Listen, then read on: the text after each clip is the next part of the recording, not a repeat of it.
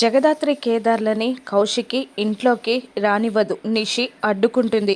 యువరాజ్ వెళ్ళమని చెప్తూ ఉంటారు. అయినా కూడా మేమేం తప్పు చెయ్యలేదని నిరూపించుకోవడానికి ఒక్క అవకాశం ఇవ్వమని దాత్రి కేదార్లు బ్రతిమిలాడుతున్నా వాళ్ళు వినరు.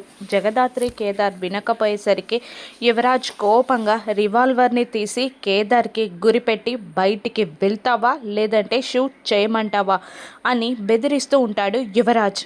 కేదార్కి అలా గన్ గురిపెట్టిన యువరాజ్ని కోపంగా చూస్తూ ఉంటుంది దాత్రి. నువ్వు ఇక్కడ నుండి వెళ్ళకపోతే నేను మాట్లాడను, నా గన్ మాట్లాడుతుంది అని వార్నింగ్ ఇస్తూ ఉంటాడు యువరాజ్. అయినా కేదార్ భయపడకుండా ఒక్క అంగుళం కూడా జరగకుండా అక్కడే నిలబడి ఉంటాడు. ఇక నువ్వాగు, నేను మాట్లాడతాను అంటూ కౌశికి యువరాజ్ చేతిలో నుండి గన్ లాక్కుంటుంది.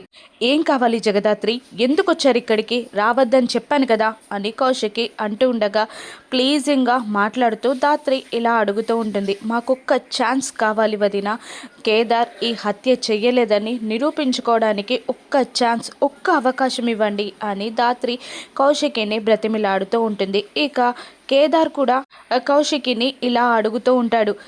నేను ఈ ఇంటి నుండి వెళ్ళిపోయాను అంటే అది మీ అందరి వాడిగానే అక్క, కానీ ఇలా హంతకుడని ముద్ర వేసుకొని నేను ఇంటి నుండి వెళ్ళిపోలేనక్క, ఒక్క ఛాన్స్ ఇవ్వు అని కేదార్ కూడా కౌశికిని బ్రతిమిలాడుతూ ఉంటాడు. కౌశికి ఆలోచనలో పడిపోతుంది.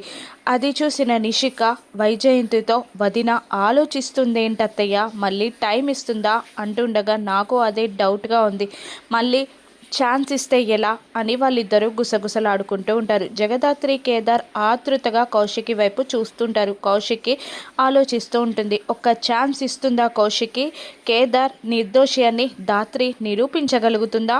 రాను ఎపిసోడ్స్లో చూద్దాం. Thank you for watching.